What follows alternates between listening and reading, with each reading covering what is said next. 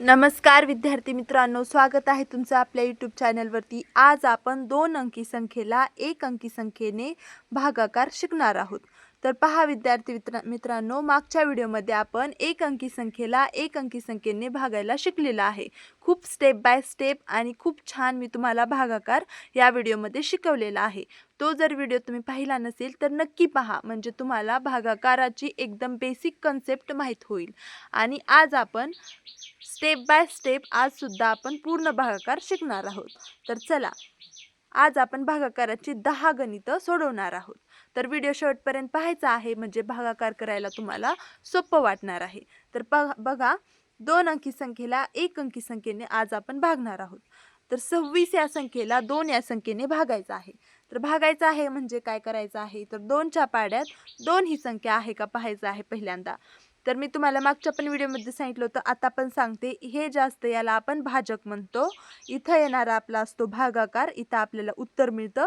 आणि हे जे असतं हे असतं भाज्य, आणि शेवटी जे उरतं ते असते आपली बाकी। तर पहा, या भाजकने या भाज्याला भागायचं असतं। तर हे 2च्या पाड्यामध्ये 2 ही संख्या आहे का पाहायचं।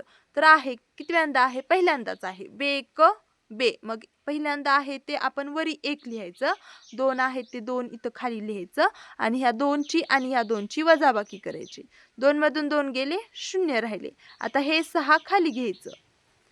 तर पहा, इथं 3 अंकी जर संख्या असेल तर एका वेळेला आपण एकच संख्या खाली घेऊ शकतो, हे लक्षात ठेवा। आपण 3 अंकी संख्येला भागणं, 4 अंकी संख्येला भागणं जेव्हा शिकणार आहोत तेव्हा मी तुम्हाला सांगेलच ते कसं होईल ते। तर बघा, 2च्या पाड्यात 6 ही संख्या आहे का बघा।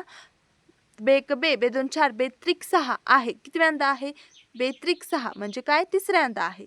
तर ते 3 वरी आपण लिहिलं। आता खाली 6 ही संख्या आहे, तर 6 संख्या घ्या, वजाबाकी करा, 6 मधून 6 गेले, 0 राहिले। तर पहा, आपला भागाकार आलेला आहे 13, बाकी आलेली आहे 0। तर आपला भागाकार इथं झालेला आहे। पुढचं गणित, 3 या संख्येने 96 या संख्येला भागायचं आहे। 3च्या पाड्यात 9 ही संख्या आहे का बघा। 3 एक 3, 3 दोन्ही 6, 3 त्रिक 9 आहे, कितव्यांदा आहे, तिसऱ्यांदा आहे। 9 आहे, 9 संख्या खाली लिहा, 9 मधून 9 गेले, 0, 6 वरचे खाली घ्या, 3 एक 3, 3 दुने 6, दुसऱ्यांदा आहे। वजाबाकी केली, बाकी आली 0, भागाकार आलेला आहे 32। पुढं 4 या संख्येने 47 या संख्येला भागायचं आहे। तर बघा, 4च्या पाड्यात 4 ही संख्या आहे का, आहे, 4 एक 4, पहिल्यांदाच आहे। वजाबाकी केली, 0 आली, वरचे 7 खाली घेतले। आता 4च्या पाड्यात 7 ही संख्या आहे का, 4 एक 4, 4 दुने 8, 7 पेक्षा मोठं होत आहे, म्हणजे 7 ही संख्या नाही 4च्या पाड्यात। मग काय करायचं, 7 पेक्षा लहान पण 7च्या जवळची संख्या कोणती आहे 4च्या पाड्यातली, तर 4च आहे। कारण 4 एक 4, 4 दुने 8, 4 दुने घेतलं आपण की 8 ही मोठी होते संख्या, मग 4च घ्यावं लागेल। मग 1 वरी लिहा, 1चा भाग जातो, आणि 4 खाली लिहा, 7 मधून 4 गेले, 4, 5 6 7, किती राहिले, 3 राहिले। तर बघा, भागाकार आलेला आहे 11 आणि बाकी मिळाले आहे 3। पुढचं गणित, 5 ने 48 या संख्येला भागायचं आहे। आता तुम्ही म्हणाल 4 ही संख्या 5 पेक्षा लहान आहे, मग आता काय करायचं, मग आता आपल्याला शून्याचा भाग घालायचा आहे। पहिल्यांदा आपण शून्याचा भाग घालणार, 4 मधून 0 गेले, 4 राहिलं। आता आपण वरची संख्या खाली घेऊ शकतो, मग इथं किती होणार, 48 होणार। मग 5च्या पाड्यात 48 ही संख्या आहे का बघायचं। 5 9 45 आणि 5 10 50, मग 5 9 45 ही संख्या घ्यावी लागेल, कारण 5 10 घेतलं म्हणजे 5च्या 10व्यांदा घेतलं तर 50 येतं, जे की 48 पेक्षा मोठं होतं। मग आपल्याला जेव्हा ही संख्या पाड्यामध्ये नसेल, 5च्या पाड्यामध्ये 48 ही संख्या नाही, तेव्हा काय करायचं आहे, तर 5च्या पाड्यामधली 48 पेक्षा लहान संख्या पण 48च्या थोडी जवळची संख्या असायला पाहिजे। मग अशी कोणती संख्या आहे, 5 9 45, मग 5 9 45चा आपल्याला भाग घालायचा, 9चा भाग घालायचा। बघा, 5 9च 9व्यांदाच का बरं घेतला आपण? 8व्यांदा वगैरे पण घेतलं असतं. 8व्यांदा घेतलं तर ती आपल्याला लहान संख्या भेटते 45 पेक्षा.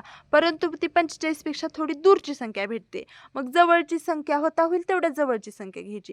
मग 9व्यांदा 5 9 45 घेतली की आपल्याला 48 पेक्षा लहान पण मिळते आणि 48च्या थोडी जवळची पण संख्या मिळते. 5 10 घेतलं तर 50 मोठी संख्या मिळते. म्हणून आपण 5 9 व 45 घेतलेलं आहे. समजलं का? 8 मधून 5 गेले, 3 राहिले, 4 मधून 4 गेले 0. तर आता म्हणाल, "मॅडम आम्हाला बाकी ठेवायची नाही काहीच." मग आम्ही आता पुढं काय कसं गणित सोडवणार? दशांश चिन्हामध्ये गणित सोडवायचं. मग काय करायचं आहे? तर इथं दशांश चिन्ह द्यायचं आहे आणि मग इथं तुम्ही इथं 0 घेऊ शकता. मग आता या 30ला 5 ने भाग घाला. 5 5 सक्क 30. 5च्या पाड्यात 6व्यांदा 30 आहे. तर आपण इथं 6 आणि इथं 30 घेऊ शकतो आणि बाकी आपली 0 आणू शकतो.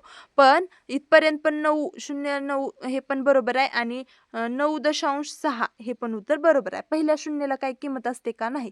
ह्याला आपण कसं वाचणार? 9.6 हेच आपलं उत्तर आहे. तर पुढं 6च्या पाड्यात 64 ही संख्या आहे का बघा. पहिल्यांदा 6च्या पाड्यात 6 ही संख्या आहे का बघा. 6 1 6 वजाबाकी केली. 6 मधून 6 गेले 0. वरचे 4 खाली आले. आता 6च्या पाड्यात 4 ही संख्या आहे का? 4 ही संख्या 6 पेक्षा लहान आहे. मग काय करणार तुम्ही? दशांश चिन्ह देणार आणि मग इथं 0 घेणार. आता 6च्या पाड्यात 40 ही संख्या आहे का बघा. 6 1 6 6 2 12 6 3 18 6 4 24 6 5 30 6 6 36 6 6 7 42. मग 42 संख्या 40 पेक्षा मोठी होत आहे. मग 6 6 36 आपण घेणार. वजाबाकी करायची. 40 मधून 36 गेले, 4 राहतात. मग आता पुढं डबल आपण 0 घेऊन जर सोडवलं तर आणखीन आपल्याला सोडवता येतं किंवा इथं पण आपण भागाकार थांबवू शकतो.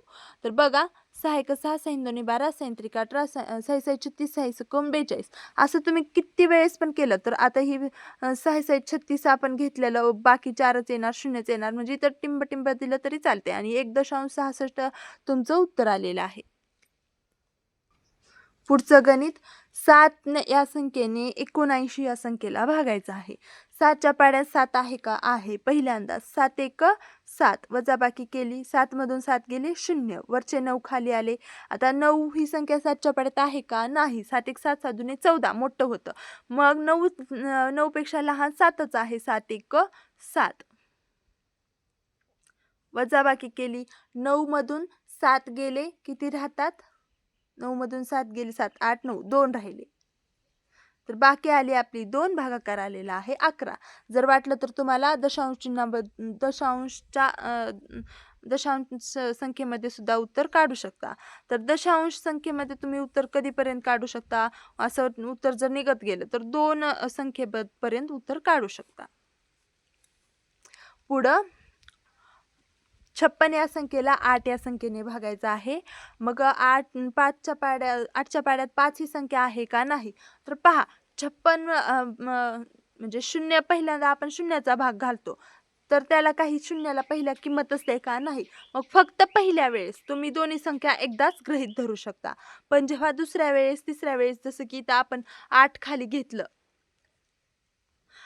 तसं इथं 3 अंकी संख्या असती तर एकदाच 2 संख्या खाली घेता आल्या असत्या का? नाही. म्हणून फक्त पहिल्या वेळेस आपण 2 संख्या एकदाच गृहीत धरू शकतो. दुसऱ्या वेळेस, तिसऱ्या वेळेस जेव्हा आपला खाली भागाकार करत जातो तेव्हा आपल्याला एकच संख्या खाली घ्यावी लागते. मग आपण दोन्ही संख्या गृहीत धरू म्हणजे 8च्या पाड्यात 56 आहे का बघू. 8 1 8 8 2 16 8 1 24 8 चौक 32 8 45 8 संग 48 8 सत्ती 56. मग आहे कितव्यांदा आहे? 7व्यांदा आहे. झाला आपला भागाकार. शून्याचा भाग घेऊन पण आपल्याला इथं पहिल्यांदा 0 मिळालं असतं आणि दुसऱ्यांदा 7 आणि तेच उत्तर आलं असतं 7च. तर पुढं 9 या संख्येने 89 या संख्येला भागायचं आहे. आता 9च्या पाड्यात 8 ही संख्या आहे का? नाही. मग आता 2 आपण संख्या गृहीत धरू. शून्याचा भाग घालणं आपण स्किप करू. मग 9च्या पाड्यात 89 ही संख्या आहे का? तर नाही. मग 89 पेक्षा लहान 9च्या पाड्यात कोणती संख्या आहे? 9 9 81 आहे. 9 10 90 90 मोठं होतं 89 पेक्षा. मग 9 9 81 9चा आपण भाग घालू. वजाबाकी करूया. 9 मधून 1 गेले, 8 राहिले. 8 मधून 8 गेले 0. तर आता पुढं आणखीन तुम्हाला दशांश चिन्ह देऊन भाग घालू शकता. 9 8 72चा भाग जातो, म्हणजे 8चा भाग जातो, खाली येतं 72. कारण 9 9 घेतलं, 8चा सोडून 9चा भाग घातला, 9 8 9 9 81 येतं. मग 81 80पेक्षा मोठं होतं, म्हणून आपण 9 8 72चा 8चा भाग घातला आहे. मग 10 मधून 2 गेले, 8 राहिले. इकडे एक हातचा आला, 8 मधून 8 गेले 0 राहिले. मग 80 मधून 72 गेले, 8 राहिले. तर अशा प्रकारे तुम्ही उत्तर, मग आणखीन तुम्हाला जर उत्तर काढायचं असेल, इथं 0, आता एकदा दशांश चिन्ह दिलं की डबल दशांश चिन्ह द्यायची गरज नाही, तर तुम्ही 0 घेऊ शकता. तर डबल तुम्हाला 8चाच भाग जाणार आहे, तेच येणार आहे, तर ते इथपर्यंतच भाग घातलं तरी चालतं. पुढं 4 या संख्येने 96 या संख्येला भागायचं आहे. मग काय करायचं आता, 9 9 4पेक्षा मोठा आहे, मग 9 ही संख्या 4च्या पाड्यात आहे का बघा. 4 1 4, 4 दुने 8, 4 त्रिकोण 12, मोठं होत आहे. मग 4 दुने 8, 2चा भाग घालूया. वजाबाकी केली, 9 मधून 8 गेले, 1 राहिलं. आता वरचे 6 खाली आले, इथं झालं 16. मग 4च्या पाड्यात 16 आहे का? हो आहे. 4 इन चोक 16. वजाबाकी केली, 0 आली आपली बाकी, आणि भागाकार आला 24. आता 2 या संख्येने 84 या संख्येला भागायचं आहे. तर 84 ही संख्या 2च्या पाड्यात आहे का बघायचं. पहिल्यांदा 8 ही संख्या आहे का 2च्या पाड्यात, तर आहे. कितव्यांदा आहे? चौथ्यांदा. 2 चोक 8. वजाबाकी केली, 0 आली. पुढचे 4 खाली घेतले. आता 2 1 2, 2 दुने 4, बाकी आले आहे आपली 0, आणि भागाकार आलेला आहे 42. तर अशा प्रकारे आपण भागाकाराची 10 गणितं सोडवलेली आहेत. पण तुम्हाला एक सांगते विद्यार्थी मित्रांनो, जोपर्यंत तुम्ही स्वतः गणित सोडवून बघत नाही, तोपर्यंत तुम्हाला गणित समजणार नाही. गणित हा विषय तोपर्यंत कोणालाही समजत नाही, जोपर्यंत विद्यार्थी हाताने करत नाहीत. म्हणून मी तुम्हाला एक गणित देते. सोपं गणित आहे. हे गणित तुम्ही सोडवायचं आहे आणि मला कमेंटमध्ये याचं उत्तर सांगायचं आहे. भेटूया पुढच्या व्हिडिओमध्ये. अजून पण चॅनलला सबस्क्राईब केलं नसेल तर आपल्या चॅनलला सबस्क्राईब करून बेल आयकॉन प्रेस करा. पुढच्या व्हिडिओमध्ये आपण 1 अंकी संख्येने 3 अंकी संख्येला भागायला शिकणार आहोत. तर तो व्हिडिओ पाहण्यासाठी आपल्या चॅनलला सबस्क्राईब करून ठेवा, म्हणजे मी तो व्हिडिओ टाकला की तुमच्यापर्यंत तो लगेच पोहोचणार आहे. तर भेटूया पुढच्या व्हिडिओमध्ये. धन्यवाद.